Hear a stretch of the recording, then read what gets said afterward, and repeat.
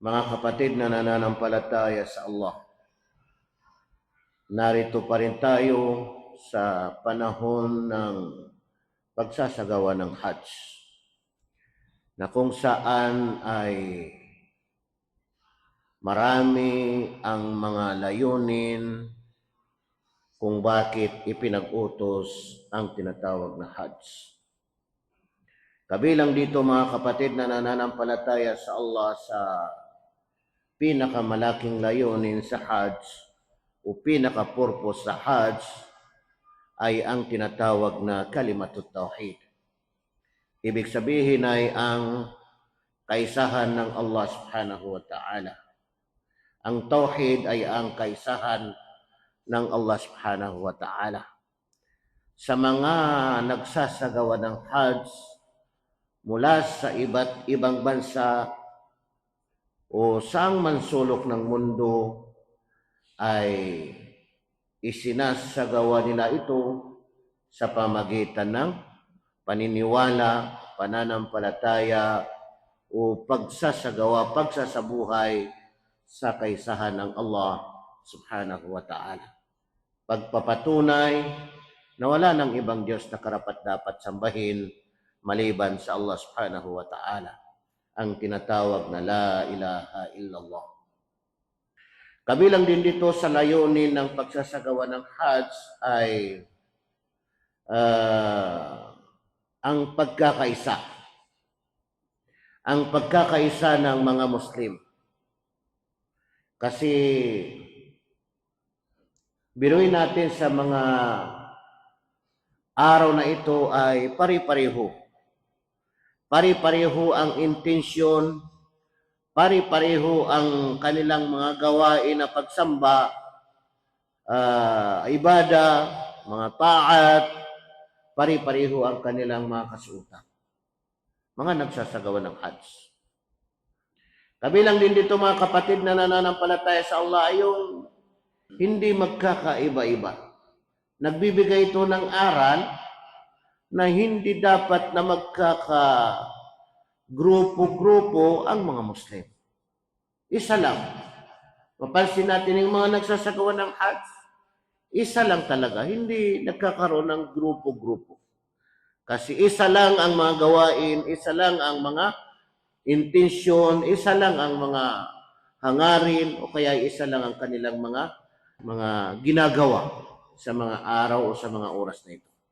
Isa pa sa makikita natin ng layunin o kaya ay purpose ay yung mga naunang kasaysayan o naunang pangyayari sa pamagitan ng pagsunod sa Allah ay maiukunik mo sa ngayon na pangyayari. Halimbawa, yung pangyayari sa panahon ni Propeta Abraham at saka yung pangyayari sa ngayon. Makikita natin dito yung tinatawag na pagsuko, pagsurrender, pagpapasakop, o kaya ay pagtitiis. Kasi kung si Propeta Abraham sumakanyang kapayapaan ay natiis niya, no? Natiis niya na isasakripisyo ang kanyang kaisa-isang anak na si Ismail.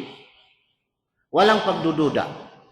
Nandoon yung ganap na pagtitiis. May kukumpara natin sa ngayon sa mga pagsubok na dumarating sa atin. Kung matindi ang pagsubok na dumarating kay Propeta Abraham, may kukunik natin sa panahon natin ang mga pagsubok na dumarating sa atin. Pagtitiis ni Ibrahim sa kanyang pagsakripisyo sa kanyang anak. Ito naman pagtitiis ni Ismail sa pagsasagawa sa kanya, pagsasakripisyo sa kanya ng kanyang tatay. Si Ismail ay talagang kung ano, sabi niya, kung ano yung iniutos sa iyo ng iyong Panginoon, ng Allah subhanahu wa ta'ala, ay gawin mo na. Gawin mo na. Nandoon yung talagang matinding pagtitiis. Na, maalaala din natin dito sa pagsasagawa ng Hajj, yung mga nagsasagawa nga ng tawaf, yung mga nagsasagawa ng yung sa'i at saka Safa wal Marwa, ang lahat ng mga ito ay maalaala natin yung panahon naman ng panahon naman ni Hajar. Panahon ni Hajar. May connection din. Yung panahon ni Hajar na talagang kasama niya si Ismail, yung bata pa, may kukunik naman natin sa panahon na iyon, yung paghihirap na dumatal sa kanya o sa kanilang mag-ina at saka yung paghihirap na dumarating sa atin ngayon. Tingnan ninyo mga kapatid, nagkakakoneksyon yung mga pangyayari noon at saka yung mga pangyayari sa ngayon. Napakaganda mga kapatid na nananampalataya sa Allah. Makikita natin dito na tayong lahat ay pari-pareho, pantay-pantay. Walang mayaman, walang mahirap. Walang may kapangyarihan, walang kapangyarihan. May posisyon, walang posisyon. Pari-pareho mga kapatid na nananampalataya sa Allah subhanahu wa ta'ala. Kasi bakit? Isa lang ang Panginoon natin. Isa lang ang tagapaglikha. Isa lang ang ating magulang. Ano ang sinabi ni Propeta Muhammad sallallahu alaihi wasallam? Ya ayyuhan nas. Sinabi ito ni Propeta sa mga araw ng Ayyamut Tashriq. Yung sumunod na mga araw pagkatapos ng pagdarasal ng Eid. Sabi na, ya ayyuhan nas, o sangkatauhan, ala inna rabbakum wahid. Tunay na ang inyong Panginoon ay iisa. Ang inyong Panginoon ay iisa, ang Allah subhanahu wa ta'ala. Wa inna abakum wahid. At ang inyong ama, ang inyong tatay ay iisa. Sino yung tatay natin? Yung mismo yung asawa ng nanay natin? Hindi. Ang tinutukoy na tatay natin ay si Adan. Ang ama natin ay si Adan. Isa. Ala inna rabbakum wahid wa inna abakum wahid. Tunay na ang inyong Panginoon ay iisa at ang inyong ama ay iisa. Si Adan. Ala la fadla li Arabiyyin ala ajami wala li ajamiyyin ala Arabi. Tunay na walang kalamangan ng Arabo sa hindi Arabo. Pag Arabo, yung mga Arabo. Pag hindi Arabo, patulad natin na hindi mga Arabo. Mga katulad natin, iba't ibang lahi na hindi mga Arabo. Ala la fadla li Arabiyyin ala ajami. Tunay, sabi ni Propeta na walang kalamangan, walang kahigitan ng Arabo sa hindi Arabo. Wala li ajamiyin ala Arabi. At ganun din ang hindi Arabo sa Arabo. Hindi ibig sabihin na porkit Arabo mas mahigit o mas lamang kaysa sa hindi Arabo. O kaya yung hindi Arabo mas higit o mas lamang kaysa sa Arabo. Wala ahmar ala aswad, wala aswad ala ahmar. At walang kahigitan ang pula, kulay pula sa kulay itim. O kaya ang kulay itim sa kulay pula.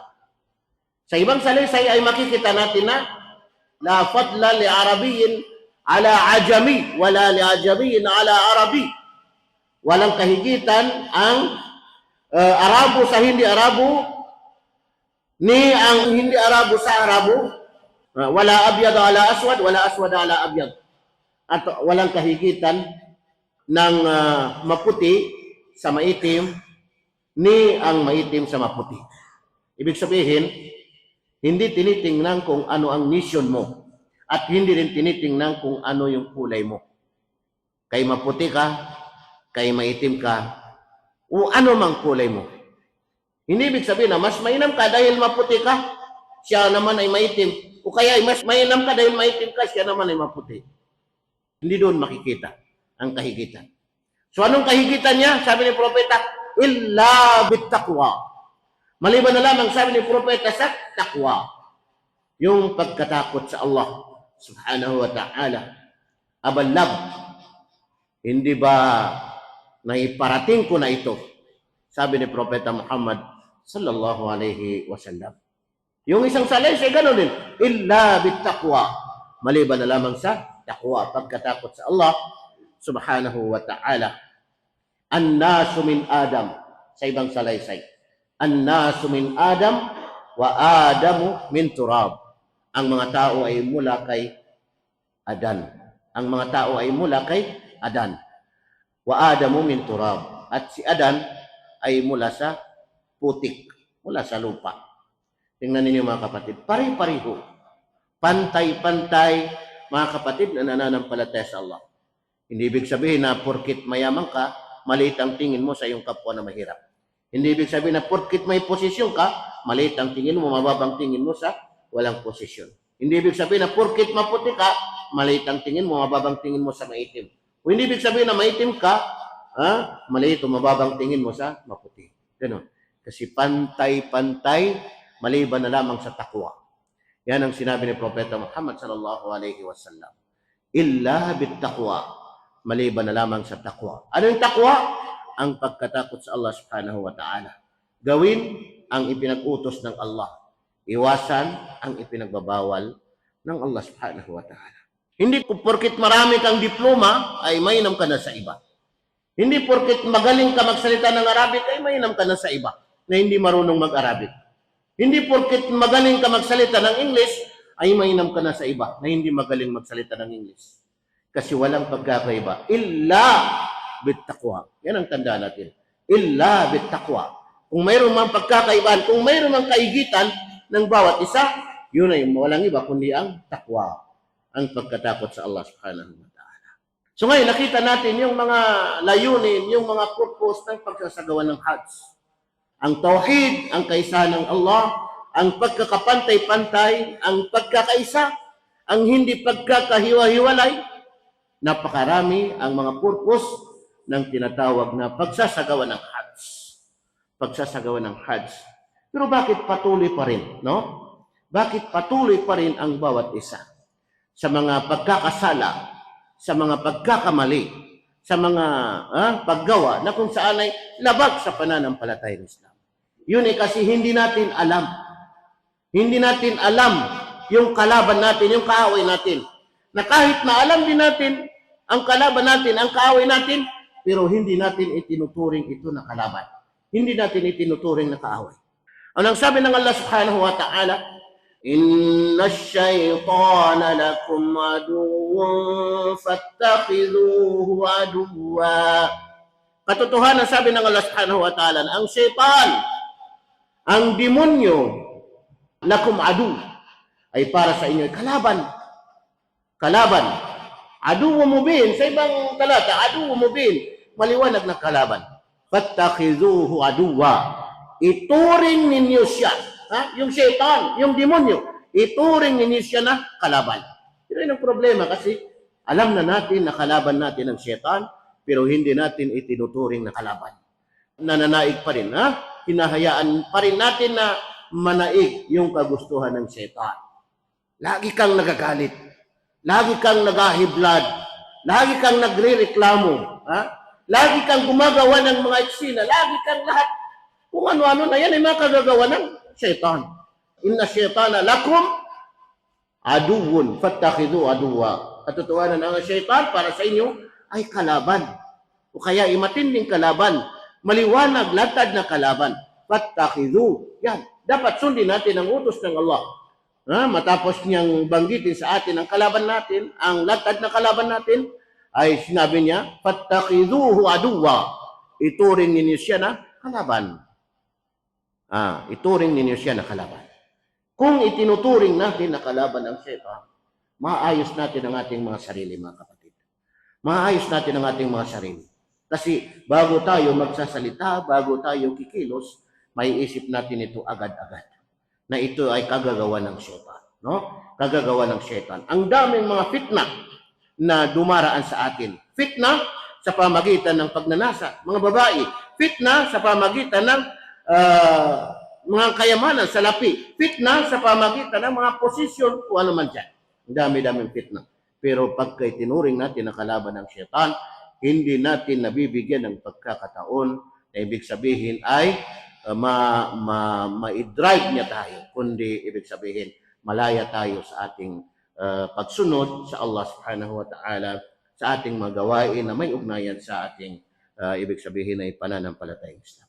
Kaya huwag natin kalilimutan ang mga layunin, ang mga purpose ng pagsasagawa ng Hajj. Aqulu qawli hadha wa astaghfirullah li wa lakum.